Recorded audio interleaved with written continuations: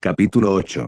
El sol pegaba fuerte, paralizando la vida en la ciudad. Una ligera brisa intentó en vano traer el frescor del mar a los lugareños. Las calles, que ya estaban bastante desiertas, desaparecieron de las calles, se desparramaron en cafeterías y patios frescos. Los gritos de los omnipresentes niños fueron acallados. Incluso los perros callejeros se habían retirado de las calles quemadas por el sol, prefiriendo tumbarse a la sombra con la lengua fuera para buscar comida. Las pequeñas casas de 1 y 2 plantas, hechas de piedra arenisca, el material típico de la isla, se sumieron en un sueño de mediodía. Un tiempo bastante habitual en esta época para Sakae, la única ciudad de la isla del mismo nombre. Antaño, la ciudad y la isla florecieron, al estar situadas justo a medio camino entre Nitinan y Au. Los barcos venían aquí a reponer provisiones o a refugiarse de las tormentas. Los comerciantes utilizaban los almacenes del puerto local como puntos de parada. Pero a medida que se desarrollaba la construcción naval, la importancia de la isla disminuía cada vez más. Los barcos eran cada vez más grandes, más fiables y más rápidos. El viaje, que solía durar un mes, se redujo gradualmente a una semana. Los capitanes visitaban el lugar cada vez con menos frecuencia, prefiriendo llegar más rápido a su destino. Finalmente fue la llegada de los barcos de vapor lo que hizo el truco. En la isla no había suministro de carbón propio y no había perspectivas de importarlo del continente. Formalmente subordinada al país del mar, la pequeña y adormecida ciudad vivía su propia vida sin prisas y con mesura, aparentemente alejada del flujo del tiempo. Los lugareños, los que se quedaron, se dedicaron a la pesca, la agricultura y la salazón. Una vez al mes, un barco fantasma llegaba al único muelle que quedaba para recoger a los pocos pasajeros y un pequeño cargamento de mercancías de exportación. La llegada del pulpo astuto con su lúgubre carga fue una verdadera conmoción para este reino adormecido. Los shinobi tuvieron suerte. Entre los pocos que sobrevivieron a la malograda cena había 2 especialistas clave necesarios para dirigir el barco. El capitán sufría desde hacía tiempo un problema estomacal crónico, y el cocinero cocinaba para él por separado. El jefe de mecánicos, en cambio, prefirió pasar esa noche en compañía de una jarra de sake y un bocadillo traído de vuelta a Nitinan, celebrando algún hito en su vida. El primero se encargaba de trazar y dirigir el rumbo, el segundo de hacer funcionar la máquina de vapor. El lugar de los fogoneros fue ocupado por los clones sombríos de Kakashi. Los 5 pasajeros supervivientes que se perdieron esa cena por diversas razones fueron reclutados como marineros. Los intentos de ponerse histérico o rebelde fueron aplastados sin piedad por Namikaze con su Creeper. Por supuesto, continuar con esa tripulación hasta su antiguo destino era poco realista. Así que el capitán dirigió el barco hacia el puerto más cercano que pudiera aceptar su barco.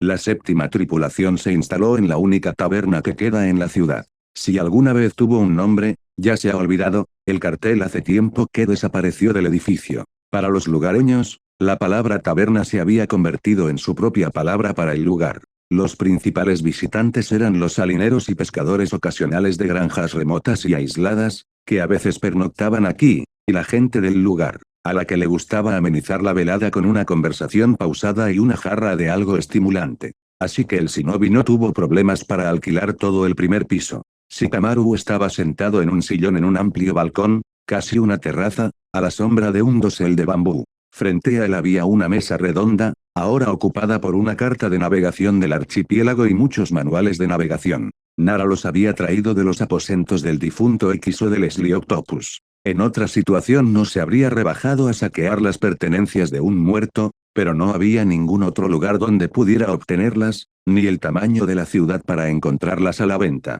No le harían ningún bien al muerto, pero lo harían. Estaba jodido. La había cagado. Akari Ito. Así se presentó la asesina del día. Era una mujer atractiva, y era muy consciente de ello, que atraía las miradas de los hombres, pero al mismo tiempo era capaz de dejar claro que no estaba dispuesta a ir más allá de un coqueteo sin compromiso. Un comportamiento algo atrevido y unas habilidades extrañas para la pequeña esposa de mercader que pretendía ser. Inara se había dado cuenta de ello. La consideraba la primera candidata al genjutsu maestro que buscaban. Pero Miyu no pudo percibir ningún chakra en ella, y dudó en señalarla a sus compañeros de combate, inseguro de sus conclusiones. Y después de todo, no había ningún obstáculo para que intentaran capturarla. Los shinobi no eran especialmente ceremoniosos con otras clases, haciendo una excepción con los aristócratas. Si Akari era quien decía ser, No diría ni una palabra sobre el interrogatorio de la noche con un kunai en la garganta, y mucho menos intentaría hacerles daño de alguna manera. Fue un milagro que se salieran con la suya. Si Naruto no se hubiera dado cuenta de lo que estaba pasando, si Miyu no hubiera sido lo suficientemente hábil, estaría muerto antes de darse cuenta. Y no fue el único. Ahora la mayor parte de su equipo estaba fuera de juego, y la misión estaba al borde del fracaso. A él y a Sasuke les tomaría muchos días recuperarse, sin mencionar a Miyu. El cuerpo de la Kunoichi había sufrido bastante, no solo por el veneno, sino también por los estimulantes, unidos a los chakroides. Shikamaru apretó los dientes enfadado consigo mismo. Si no hubiera tenido cuidado, su escuadrón no se habría reducido a solo 2 shinobi listos para el combate. Todo lo que podía hacer para ayudarles ahora era pensar. El plan más sencillo, tomar a los piratas como cebo, había fracasado. Pero había otras formas. Había 2 cuestiones clave, las comunicaciones y el lugar donde estaba atracado el barco pirata. No era realista calcularlo en Nitinan, demasiadas incógnitas. Sin embargo, el ataque de Akari había revelado algunos de los mapas del enemigo. Cuando registraron sus pertenencias, además de los venenos y la ropa de chakro escudo que ya conocían, encontraron herramientas de navegación que les permitían determinar las coordenadas por medio de las estrellas. Eran de muy alta calidad y, en manos de un usuario experimentado, eran precisos. Pero las coordenadas obtenidas debían ser transmitidas a sus cómplices. ¿Cómo? Nara se inclinaba porque 2 shinobi usaran la misma llamada. Una kunoichi invocaba al animal, le daba las coordenadas y lo soltaba. El otro convocaría al mismo animal después de un tiempo estipulado, y recibiría información de él. El asesino tenía una hermana gemela, lo que significaba que el shinobi tenía una gama similar de habilidades. También se explica la rapidez con la que la información sobre el siguiente objetivo llegaba a los piratas. Con otros medios de comunicación, era poco realista tener tiempo para preparar un ataque desde el momento en que se tomaba la decisión de enviar un carguero. Los piratas no podían asentarse demasiado cerca del país de Chaya, las costas de la península estaban bien protegidas por una flota subvencionada por los comerciantes. El momento del ataque de Akari proporcionó una segunda pista. Suponiendo que planeaba hacer una señal después de que fueran eliminados, había una idea aproximada de dónde iba a ser interceptado el pulpo astuto. Otra vez, sin embargo, era improbable. Realizar la invocación antes supondría el riesgo de exponerse a los shinobi disponibles en la nave. Más tarde no tenía sentido, un barco con una tripulación muerta no llegaría muy lejos. Sabiendo cuándo y dónde iban a ser capturados, era posible trazar a grandes rasgos el círculo en el que se iba a situar la base pirata. Sin embargo, el radio de ese círculo dependía del tipo de barco. Ahora Nara estaba tratando de entenderlo. Descartó los barcos de vapor. Necesitarían un puerto bien equipado, con una vía despejada, en la que el casco de un barco apenas se rascara contra las rocas y la tracción de las ruedas estuviera en total deterioro. También en contra de esta variante habló necesidad de entregas de carbón, la madera no proporcionará el calor necesario para las calderas de vapor. Por supuesto, existía la posibilidad de que los piratas hubieran atracado sin problemas en un puerto normal, pero Nara pensaba que eso era muy poco probable. La tripulación estaría en constante contacto con los forasteros. Alguien, inevitablemente, diría demasiado con una taza de sake, y se correría la voz. El archipiélago no era el más tranquilo de los lugares, pero no era un bastión pirata. Se rumorea que las autoridades colgarían a los bandidos en la horca en cualquier momento. La capacidad del velero para hacer escala en puertos salvajes durante largos periodos de tiempo y necesitar solo el reabastecimiento de provisiones y unos pocos materiales para las reparaciones y el mantenimiento rutinarios lo dice todo.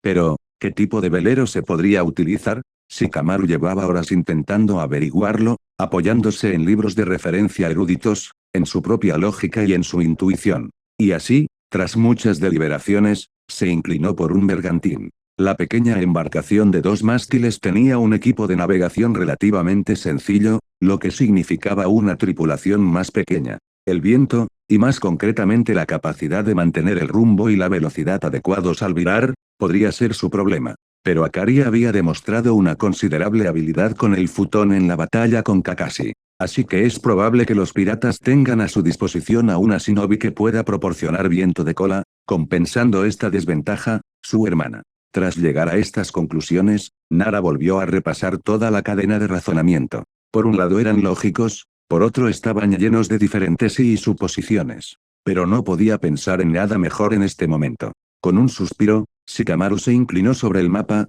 cogiendo una brújula. Era necesario marcar todo lo que había imaginado ahora, correlacionarlo con las posibles fuentes de contratación de hombres para el equipo y reposición de suministros. Pues mira lo que ha pasado. El trabajo duró varias horas. Y cuantas más líneas se ponían sobre el papel, más fruncía el ceño Shikamaru. Cuando finalmente se separó del mapa, solo quedaba una isla en la intersección de todos los numerosos círculos y formas. Sakae. Nara dudó. Los instintos del analista exigían volver a comprobar todo una vez más. No cometería ese error por segunda vez. Asintiendo a sus pensamientos, el genin se dirigió al interior de la taberna, deseoso de compartir inmediatamente sus hallazgos con sus amigos. 105, 106. El ritmo de las flexiones de Ulgrim seguía siendo constante, pero ya estaba cansado. Demasiado rápido, ni siquiera está cerca de cumplir su cuota de trabajo. El veneno había hecho mella en su cuerpo, instalando la debilidad en sus músculos a fondo. Pero desafiando el cansancio, el espadachín siguió avanzando. Exhala, inspira. Escupe un poco de magia, mézclala con el aire e inhala, infundiendo la sangre con poder. Podía esparcirlo por su cuerpo, fomentando la regeneración y los productos de desecho de la decadencia. Y el ejercicio hará el truco. Los Niklades hacía tiempo que habían perfeccionado sus métodos de curación de heridas, y Ulgrim sabía exactamente qué hacer. Fue una pena que Barcaster no pudiera ayudarle. Una vez, hace años, un mago había explicado a un espadachín que ni la muerte ni el abismo podían curar en el sentido más completo de la palabra. La recuperación concedida por estos poderes era un truco, una especie de trampa que aprovechaba alguna laguna en las leyes de la naturaleza. Funcionaba bien en el campo de batalla, cuando las heridas se producían justo en el momento del impacto. Pero cuanto más tiempo transcurría entre la lesión y el inicio del impacto, más fuerza se necesitaba para eliminarla.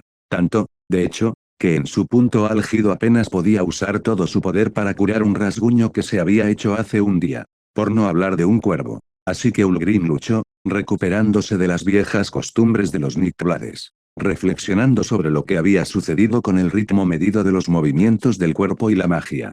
El espadachín estaba descontento consigo mismo. Una vez más, por enésima vez, solo la ayuda de su amigo le había permitido evitar la muerte. Podría haber hecho algo. Prever el peligro. Ulgrim se vio obligado a admitir que sí, que podía. Suponían que había un enemigo en el mismo barco que ellos. Sí. Se comportó como un campo de batalla, esperando un ataque desde cualquier dirección y en cualquier momento. No. La máscara de genio de Sasuke parece haberse pegado demasiado a la cara del gran maestro Ulgrim. Se volvió despreocupado, relajado, sintiéndose como un adulto que juega a juegos de niños. La vida, como siempre, le puso en su sitio. Bueno, lección aprendida, conclusiones sacadas. El proceso de autoalimentación fue interrumpido por Shikamaru que irrumpió en la sala. Aunque la palabra arrastrado describiría mucho mejor el estado del hombre de las sombras. Al carecer del don y las técnicas de los Niklade, se sentía mucho peor que Ulgrim. El primer piso de la taberna sin nombre era un pequeño salón circular, con acceso a 5 habitaciones y un balcón. Las habitaciones estaban llenas, y Shikamaru se había instalado en la terraza. Aquí, en el vestíbulo, Barcaster estaba despatarrado en un sillón de mimbre, meditando o perdido en sus pensamientos, como de costumbre. El mago siempre había sido una isla de permanencia en un mundo cambiante. Como uno de los dos shinobi totalmente preparados para el combate en su equipo, ahora estaba ocupado vigilando a sus compañeros fuera de servicio. Aunque Ulgrim podría, si fuera necesario, ofrecer resistencia a un hipotético agresor, Shikamaru no era francamente un luchador. Miyu era la única superviviente que había quedado totalmente expuesta, y ahora dormía todo el día recuperándose de la experiencia. Kakashi, por su parte, deambulaba por la ciudad, preguntándose si habría alguna forma de salir de la isla. Nadie quería esperar al Kof. El pulpo artista dejaría el puerto en la incógnita, hasta que las noticias de lo sucedido llegaran a los dueños de la empresa, hasta que contrataran y enviaran un nuevo equipo. Shikamaru se dejó caer en un sillón como el que ocupaba Barcaster cuando entró en el vestíbulo. Una vez instalado, alertó al equipo. Podemos tener un problema. Al escuchar a Nara, Ulgrim frunció el ceño cada vez más. Aunque las conclusiones de Shikamaru eran, obviamente, en algunos puntos inverosímiles, el razonamiento general parecía desagradablemente creíble. Esperando que la historia terminara, El espadachín se volvió hacia Barcaster. Naruto, ¿qué piensas? Las conclusiones no son indiscutibles, pero sí lo suficientemente probables como para planificar nuestras acciones en base a ellas. ¿Pero eso es lo que debemos hacer? Nara frunció el ceño, mirando al techo. Si los piratas tienen su base en la misma isla, deben estar en contacto con alguien en la ciudad. Tarde o temprano se enterarán de lo ocurrido en el Octopus y de nuestra ubicación. Tenemos que salir de la isla de alguna manera. Atraída por las voces, Miyu salió de su habitación, ocupando la última silla. Ulgrim optó por permanecer sentado en el suelo con la espalda apoyada en la pared. Mientras Shikamaru le presentaba brevemente la conversación, el espadachín reflexionaba sobre lo que había escuchado. ¿Qué te hace pensar que nos buscarán? Ulgrim dijo lo que pensaba. Bueno, frustramos su plan y matamos a Akari. Suponiendo que su hermana esté con los piratas, probablemente querrá vengarse. Nara miró al espadachín con cierta perplejidad. Puede que ella quiera, pero eso no significa que sea la que manda. Además, es dudoso que haya muchos shinobi en su equipo. Tal vez Akari y su hermana, eso es todo. Si no, podrían hacer algo más lucrativo que la piratería. A ese ritmo, querrían enfrentarse a los 5 shinobi de Konoha, dirigidos por un Jounin. Era una pregunta razonable. Descubrir que Sasuke, Shikamaru y Miyu eran incapaces no era fácil para un posible informante de la gente común del pueblo. Tal vez debamos partir de la base de que, una vez que reciban información sobre nosotros, se apresurarán a esconderse en lugar de buscar un encuentro. Ulgrim terminó su pensamiento. Primero tenemos que decidir qué queremos. Barcaster intervino. La primera opción es atrapar a los piratas y terminar la misión. La segunda es retirarse con seguridad, admitiendo la derrota. Lo razonable sería retirarse, dijo Meu, en voz baja. Ulgrim hizo una mueca. No condenó a la Irinin, ella había sufrido más que ninguno de ellos. Y retirarse, con 3 de ellos no aptos para el servicio, era perfectamente razonable. Pero, si solo se tratara de nuestra reputación, estaría de acuerdo. Ulgrim lanzó una mirada de asombro a Shikamaru y una de agradecimiento a Mia, pero entonces eso nos dejaría con un pariente de sangre, la hermana de Akari. Kakashi mató una vez a su padre y ahora a su hermana. ¿Puede tener la tecnología necesaria para fabricar ropa que oculte los sensores en sus manos? Y su nivel de habilidad en la lucha puede alcanzar el nivel de un Jounin. Averiguar a través de la gente del pueblo qué clase de shinobi había a bordo del Octopus no sería difícil. Todos los perros de la zona probablemente nos conocen. Personalmente, no quiero esperar la visita de un vigilante así. El espadachín no se hizo a la idea de que esto era principalmente un problema de Kakashi. Al fin y al cabo, su profesor había hecho mucho por ellos y merecía apoyo. Si la hermana de Akari viviera para ver este día, o si no hubiera roto antes con un familiar, aclaró pedantemente Barcaster. Sí. Pero tenemos que asumir el peor escenario posible. Protestó Ulgrim. Explicar al nigromante el poder del parentesco no era lo importante ahora. No hubo más objeciones. Se hizo el silencio en la sala durante un rato. Barcaster fue el primero en romperlo. Debemos sacarte del peligro. Ya sea enviándote fuera de la isla o encontrando un refugio adecuado. Eso nos liberaría a Kakashi y a mí, permitiéndonos ir en busca del barco pirata. Aunque sigue siendo una cuestión de cómo hacerlo, la isla es bastante grande. Ante la última frase, Ulgrim interceptó una mirada lanzada por Miya al nigromante. Al parecer, estaba pensando en el cuervo y en si Naruto podría utilizarlo para buscar. Pero la Kunoichi permaneció en silencio. El mago ya había iniciado al espadachín tanto en los detalles de lo que había sucedido en el barco como en el hecho de que había tomado la palabra de Miyu de guardar silencio sobre el demonio. Hirano era una chica bastante razonable y prefería no entrometerse demasiado con Barcaster, que había indicado explícitamente que tenía secretos y prefería mantenerlos así. De acuerdo. En cuanto a la exploración, la llamada de Sensei es tener perros. El tipo de explorador es adecuado. Shikamaru no se dio cuenta del intercambio de miradas, continuando con la mirada fija en el techo. Así que la pregunta es ¿dónde nos escondemos? Tú conoces la geografía de la isla mejor que nadie. Ulgrim devolvió el lanzamiento. Bueno, hay algunas rocas en la costa oeste que probablemente se podrían encontrar o se podrían hacer cuevas. Excepto que ahí es donde se encuentran los piratas.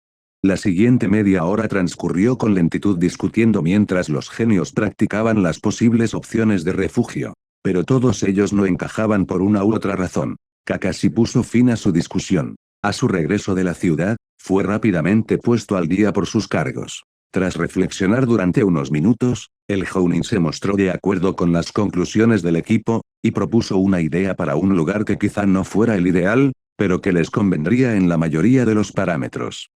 Tumbado en un acantilado, Barcaster miró la base pirata que se encontraba a medio centenar de metros por debajo. El barco que buscaban era efectivamente un bergantín. El barco de 2 mástiles estaba anclado en una cala aislada en la orilla oeste del Sakae. Este pequeño puerto estaba rodeado de acantilados que se alzaban a varias decenas de metros de altura, lo que le permitía aislarse de los habitantes de la isla. Un plebeyo apenas podría abrirse paso entre ellos. Lo más probable es que los piratas salieran del puerto en barco de camino a la ciudad. No había nadie que mirara desde el mar, ningún pescador se asentaba en la costa rocosa y las rutas comerciales se encontraban al este de la isla. Sin embargo, lo que más llamó la atención de la séptima tripulación fue la disposición de la base y el aspecto de la gente que corría por ella. Además del barco en el puerto, había una casa de madera bien construida encaramada en un pequeño saliente rocoso. Era una casa grande, de 2 plantas, con la pared trasera contra el acantilado, pero no daba la impresión de ser un edificio temporal. Tampoco parecía que hubiera sido encontrado y utilizado por bandidos.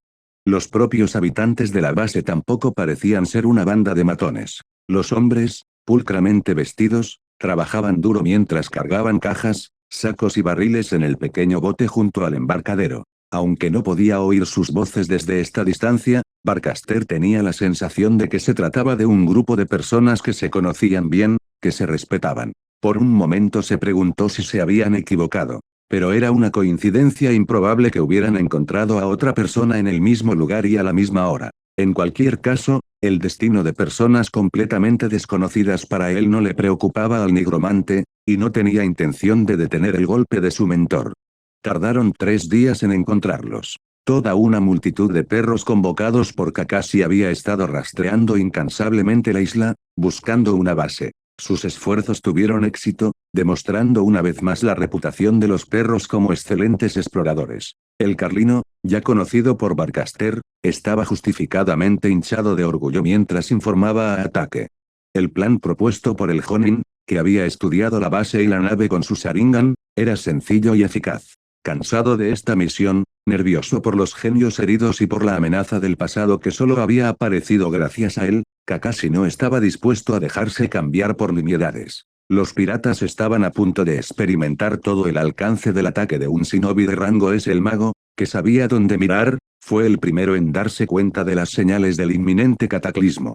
De repente, el agua comenzó a retirarse de la bahía. Los hombres, ocupados en su trabajo, no se dieron cuenta hasta que el barco hundido tensó las cuerdas con las que estaba atado. A continuación, se vio el peligro en el bergantín, alguien metiendo un dedo en el mar, gritando algo ininteligible para el oído del nigromante. Sin embargo, los hombres que estaban en tierra debieron escuchar lo suficiente, ya que arrojaron sus cosas y se quedaron quietos, mirando en dirección a la boca de la cala. Su inmovilidad no duró mucho. Con gritos, en claro pánico, la gente se precipitó hacia la casa, esperando el único refugio disponible para ellos. En vano. La monstruosa ola del tsunami levantada por el Jonin se adentró en la bahía, recogió el bergantín como si fuera un juguete de niños y lanzó el barco contra las rocas. La siguiente víctima del tsunami fue una casa situada en la orilla. Los tenaces muros de madera no pudieron resistir la embestida de miles de toneladas de agua que se precipitaron sobre ellos. La sólida estructura se hizo añicos como si estuviera hecha de cerillas.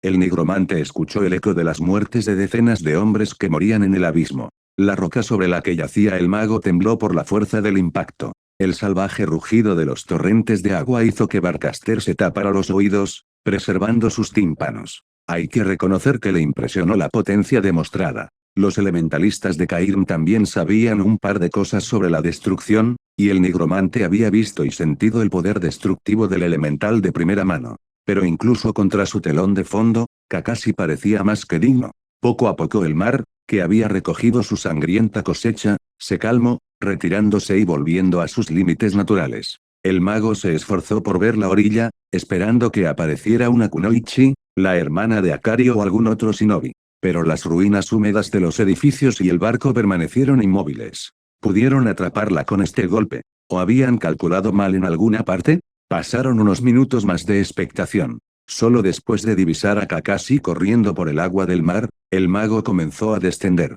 Saltando por los salientes, llegó a la orilla al mismo tiempo que el Jounin. Debemos buscar en las ruinas. El maestro frunció el ceño ante la desolación provocada por su poder. No nos dispersamos mucho. Conozco muchas formas de sobrevivir a esto, así que estate atento. Barcaster se limitó a asentir como respuesta. Caminaron a lo largo de la orilla, dirigiéndose a las escaleras talladas en la roca que conducían a los restos de la casa destruida. La zona estaba desierta. El agua que se retiraba había arrastrado tanto los restos de los muertos como sus pertenencias. Quedaba algo de la casa, los postes clavados a conciencia en las rocas se habían roto pero seguían en pie. Sus restos, cuando el agua se retiró, recogieron un montón de basura y escombros, formando un verdadero caos de una maraña de algunos retazos de tela y tablones rotos que sobresalían en todas direcciones. Con una serie de sellos, el Jonin provocó una breve convulsión de la tierra, arrojándola toda al mar, por si su oponente pudiera esconderse en este caos. Observando de cerca la caída de los escombros, Kakashi no se dio cuenta de lo que llamó la atención del mago. Cueva. En efecto, los restos arrojados por el Jounin abrieron una estrecha grieta en la roca. Cuando la estructura estaba intacta, probablemente se podía acceder directamente desde ella. Cuidado. Alguien podría haber sobrevivido allí. Avanzando por el pasillo del interior de la roca, siguiendo al Jonin, Barcaster escudriñó las paredes. La cueva parecía ser de origen natural, pero los pilares de la cueva habían sido muy trabajados, ya sea ensanchando el pasaje, alisando el suelo o cortando escalones allí donde los intrincados meandros conducían hacia arriba. Tras un par de minutos de subida, los signos de inundación desaparecieron. El agua no había llegado hasta aquí. Finalmente, este camino les llevó a una especie de pasillo que se abría a varias habitaciones. Una búsqueda exhaustiva no reveló ningún shinobi al acecho ni ningún otro camino. Solo ahora Kakashi y Barcaster se permitieron relajarse un poco. Jonin permaneció en el pasillo, tratando de usar un dotón para revisar la roca a su alrededor en busca de cavidades y pasadizos ocultos. El mago, por su parte, decidió examinar las habitaciones más de cerca, ya no buscando enemigos, sino queriendo averiguar qué estaba pasando aquí. Las habitaciones mostraban las marcas de una reunión tan apresurada como minuciosa.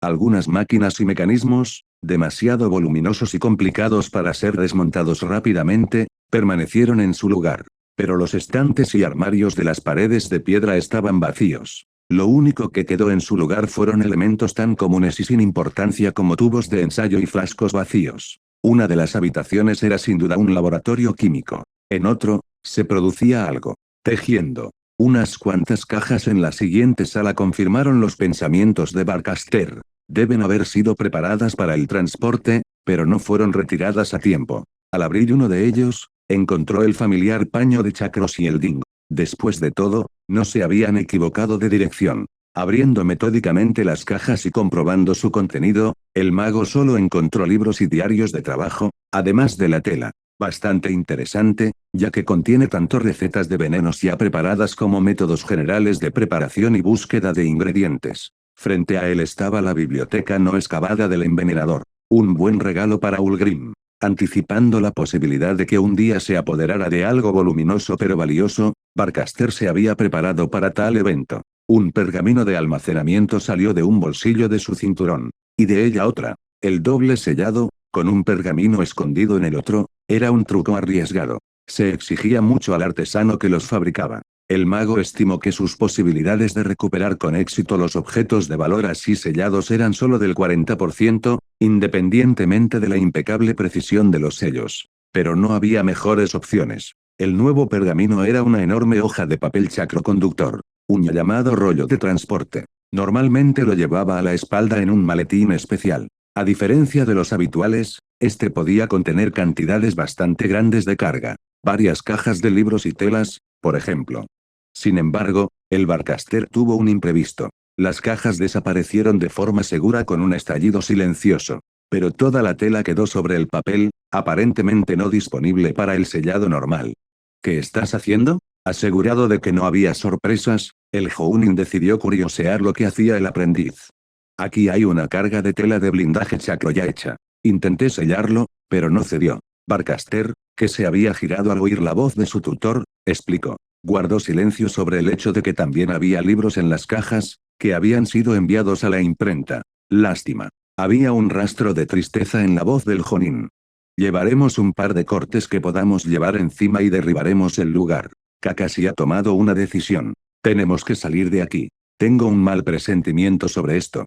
El silencio reinaba en la zona de los antiguos almacenes. Los alrededores de los viejos almacenes eran un hervidero de silencio, y la vida que antaño había animado el lugar se había ido con los cambios de rumbo de los barcos, dejando que las estructuras innecesarias se deterioraran con el inexorable paso del tiempo. Ni siquiera los vagabundos se asentaban en ellas, los últimos pobres podían estar mejor en una ciudad de provincias. A menos que los perros callejeros consideren el lugar como su hogar. La zona se extendía a lo largo de la orilla, lejos del puerto, una especie de excrescencia muerta de una ciudad degradada. No es un mal lugar para esconderse para un trío de shinobi debilitados.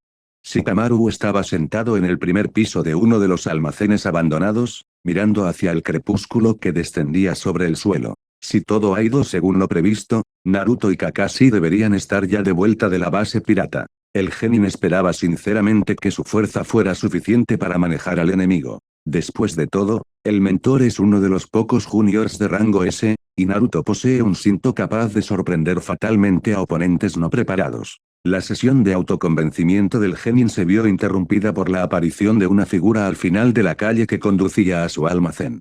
Sasuke. Siseo Shikamaru con la garganta seca. Biju, maldijo Uchiha, mirando por la ventana con su Sharingan. Es ella.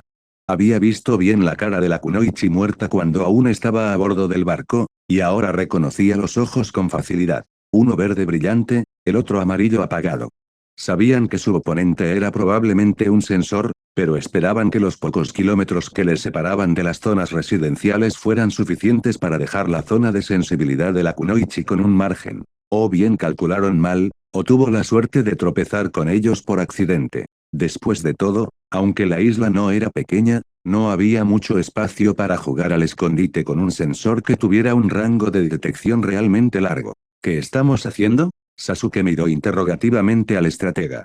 Su estado había mejorado en los últimos días. Además, todo el mundo tenía un estimulante en el bolsillo, del tipo utilizado por la NSAU. Les permitiría rendir aún más de lo habitual durante un tiempo, aunque luego tendrían que pagar el precio de tal abuso corporal con una larga rehabilitación. Shikamaru pensó febrilmente. Necesitaban acabar rápidamente con un oponente más fuerte a sabiendas, antes de que se les acabaran los estimulantes. La situación desesperada generó un plan desesperado en su mente.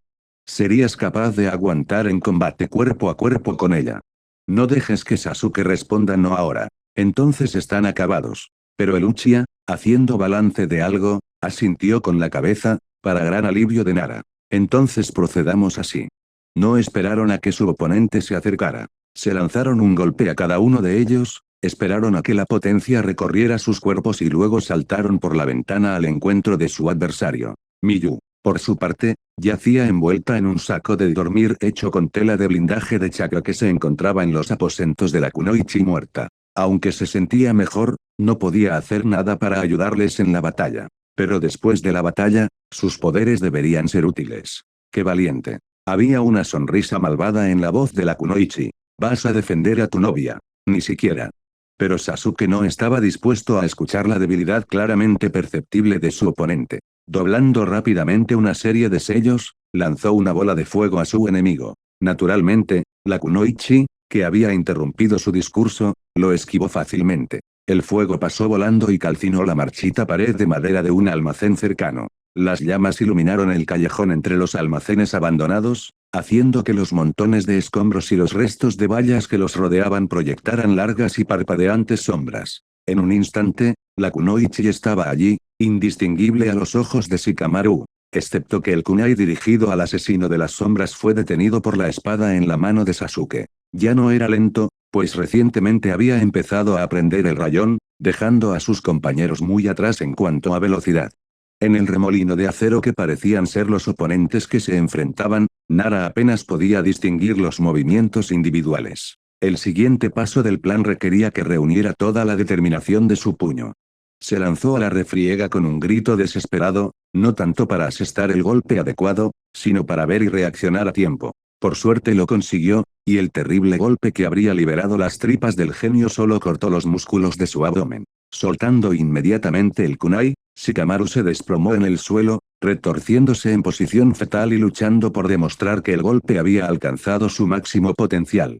No es que tuviera que fingir mucho. El plan nació de los recuerdos de Naruto sobreviviendo a sus peores heridas con una mirada indiferente. Pero no fue hasta que estuvo sangrando en el suelo cuando el hombre de las sombras se dio cuenta de lo fenomenal que era la capacidad de Namikaze para ignorar el dolor. Y la lucha se desplazó aún más, el espadachín exprimiendo todos los recursos de su cuerpo, sin dar tregua a su enemigo para usar su técnica o golpear a Nara. Estar en el suelo, sin hacer nada para defenderse, era aterrador. En cualquier momento, Shikamaru esperaba el dolor de un golpe final de la kunoichi que atravesara el encaje de acero de las espadas de Lucia. Aún así, dudó. Para que todo tuviera éxito, tenía que asegurarse de que el genin estuviera fuera de la lucha. Relajándose, perdiéndolo de vista. Los segundos estipulados fluyeron lenta pero inexorablemente. Siempre y cuando el Uchiha pudiera aguantar y no se derrumbara de agotamiento. Finalmente, Nara decidió que era el momento. Abriendo los ojos y girándose ligeramente, apretando los dientes de dolor, captó la mirada de la kunoichi y recogió furtivamente el sello de concentración. Kurenai era una maestra de la ilusión, capaz de sumergir a sus oponentes en todo un mundo ficticio, elaborado y no contradictorio. Shikamaru estaba infinitamente lejos de esa habilidad.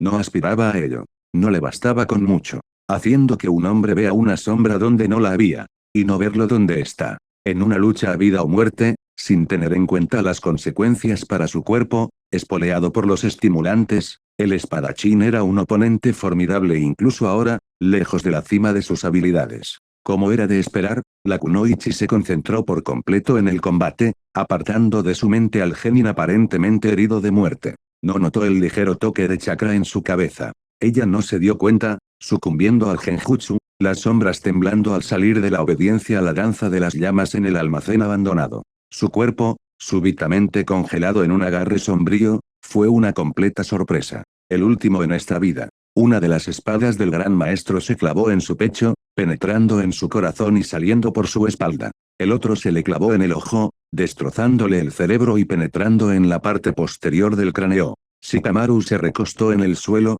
aliviado. Su loco plan había tenido éxito. Pero el regocijo que no se había apoderado de él en la raíz fue interrumpido por una tos desbordante del lado de Lucia. Un rápido vistazo reveló que el espadachín, sin intentar siquiera recuperar sus espadas del cadáver, estaba agachado sobre el suelo, apoyando las manos en el y tosiendo algo aparentemente negro en el crepúsculo que se había instalado. Miyu. El grito frenético de Nara resonó entre las paredes de los almacenes.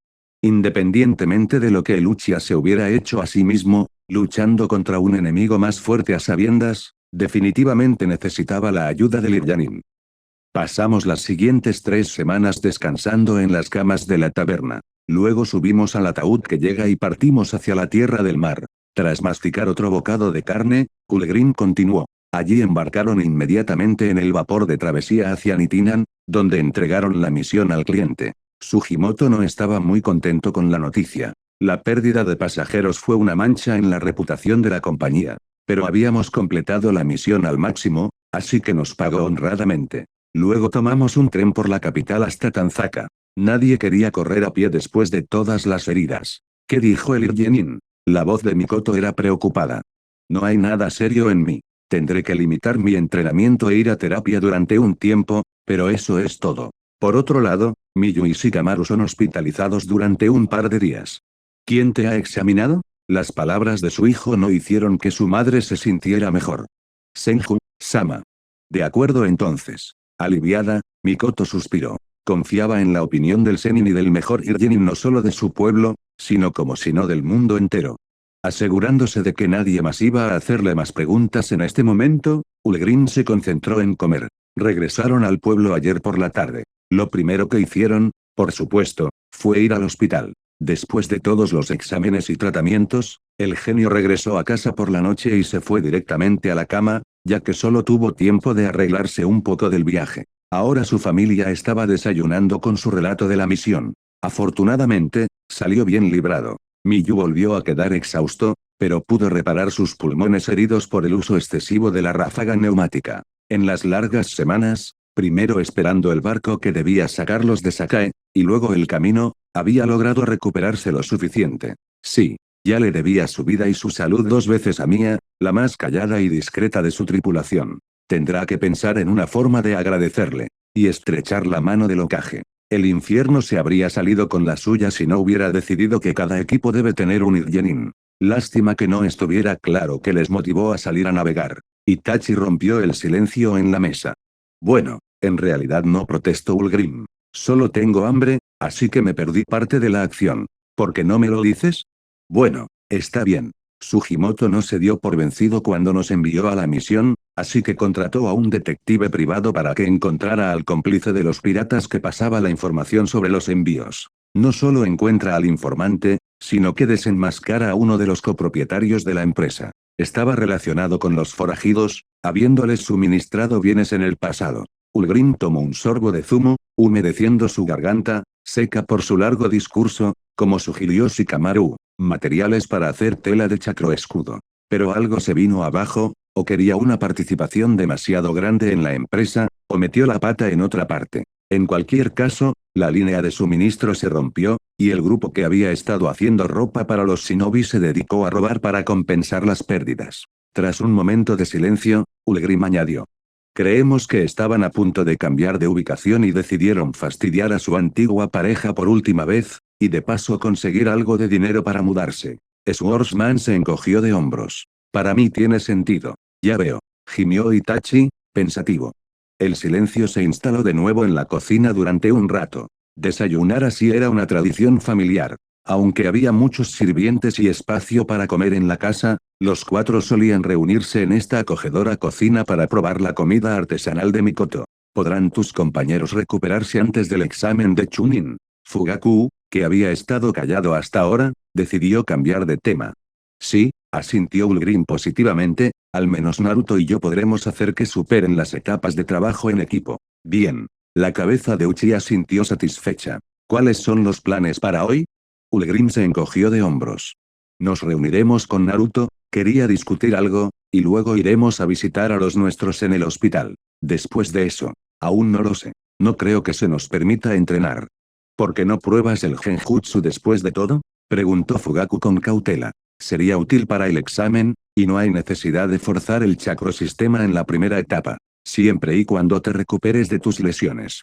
La completa incapacidad de Sasuke para conjurar había sido un desconcertante punto de discusión en su familia durante mucho tiempo, cualquiera que poseyera el Sharingan era, por definición, propenso a ellos. Tampoco era de los que llamaban mediocre a Sasuke, Itachi había sido el único en despertar el Sharingan antes que él, y se había convertido en una autoridad en Kenjutsu hacía mucho tiempo. Aunque Fugaku no tenía ningún interés particular en su hijo, esperaba que Sasuke fuera capaz de demostrar su valía también en ese ámbito. Genjutsu, dijo el espadachín, pensativo. ¿Sabes? Mientras estábamos aburridos en el tren, Shikamaru y Naruto habían descubierto una cosa interesante.